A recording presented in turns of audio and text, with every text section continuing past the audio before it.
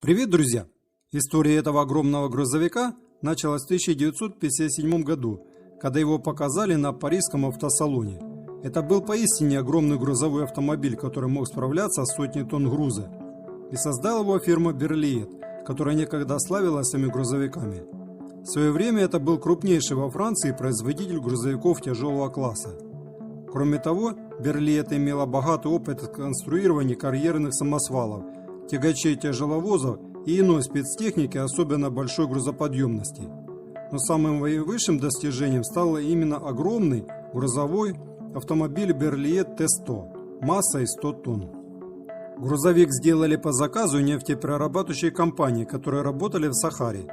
Именно в начале 1950-х годов в Алжире, который в то время принадлежал Франции, велась подготовка к добыче нефти. Нефтяным компаниям требовался грузовой автомобиль, который мог за один раз перевозить большое количество грузов и был готов работать в условиях жаркого климата и тяжелого бездорожья. Чтобы понять, какой автомобиль нужен нефтяным компаниям, в 1956 году в Алжир отправился представитель фирмы Поль Берлие. И уже в начале 1957 года на фирме приступили к разработке грузовика. Машину же построили в рекордный срок – 8 месяцев. Полная масса грузовика составляла 100 тонн, от чего он и получил название Берлиет Т100. Брутального вида грузовик имел 3 оси и был в 13,5 метров в длину, 5 метров в ширину и 4,5 в высоту. На первой машине установили дизельный V-образный 12-цилиндровый двигатель Cummins объемом 30 литров и мощностью 600 лошадиных сил. Коробка передач здесь была автоматическая от компании Clark. Мосты изготовили для гиганта по спецзаказу. В основе этого монстра лежала лонжеронная рама с мощными поперечинами и пониженной передней частью. Подвески колес зависимые рессорные. Сзади стояли балансированные со стабилизаторами. На передней оси в количестве 4 штук стояли гидравлические амортизаторы. Изготавливала их фирма Мессер, которая выпускала самолетные шасси и тормозные системы. Она же изготавливала дисковые тормозные механизмы. Чтобы поддержать рулевую и тормозную систему в случае отказа, был предусмотрен бензиновый мотор мощностью 40 лошадиных сил. В передней части грузовика Берлиет Т100 находилась трехместная капотная кабина. За кабиной смонтировали механическую лебедку с тяговым усилием 45 тонн и длиной троса 75 метров.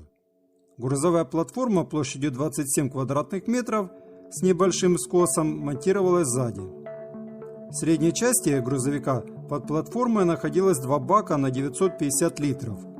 Пустой Берлиет весил 59 тонн, 2,5 тонны из них приходилось на двигатель.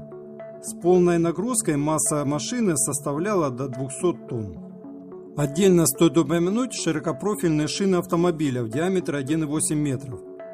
По плану предполагалось установить более массивные колеса, но фирма Michelin не успевала изготовить покрышки, поэтому решили устанавливать уменьшенные колеса 1,8 метров. Что интересно, это компенсировало массу к давлению на почву. Удельное давление не превышало давление ноги верблюда.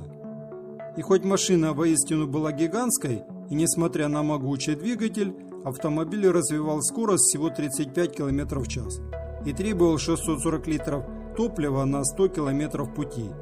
Еще одна интересная деталь – каждый грузовик комплектовался небольшой машиной для перевозки домкрата и запчастей для гиганта. В 1958 году построили второй экземпляр. Его можно было уже отличить по более большим колесам, которые составляли 2,2 метра, и небольшому горбу на капоте, под которым скрывался форсированный двигатель. Cummins VT12 с увеличенной до 27 литров рабочим объемом и мощностью 700 лошадиных сил, и коробкой полуавтомат Clark R1400. Третий экземпляр получил самосвальный кузов, но лишен полного привода, колесная формула 6х4 и автомата, который заменили на механическую. Последний и самый интересный экземпляр Берлиет Т100 – самосвал с гигантской кабиной, в которой вполне могло разместиться однокомнатная квартира. Его изготовили в 1959 году для Америки. Он отличался от 3 других бескапотной кабины. Грузовик никогда не использовался для носящей работы. На нем испытывали разные нововведения и показывали его на выставках. примеру, на этой машине был испытан газотурбинный двигатель турбомека мощностью 1000 лошадиных сил. Конец машину настиг в 1967 году, когда за ненадобностью ее отправили на свалку. В середине 60-х годов фирма Берлет столкнулась с финансовыми проблемами, так что им стало не до самосвалов, да и работа 3 предыдущих грузовиков оказалась недолгой. После освобождения Алжира от оккупации эксплуатация их была завершена. Позднее один из них поехал работать на урановые рудники в Бесине. Там он трудился до 1965 года. Позже его использовали на дорожно-строительной службе, пока в 1978 году не списали налом. 2 других грузовика стали музейными экспонатами. Один остался в Алжире в качестве памятника в музее Хасима Сауда. Другой хранится в заводском музее компании Renault Truck. Вот так и закончилась недолгая работа этих поистине огромных в то время сверхтяжелых грузовиков Берлет Т-100. И если мой ролик вам понравился, ставьте лайки, подписывайтесь на мой канал. Также приветствуются ваши комментарии под видео. Желаю всего хорошего. Пока-пока.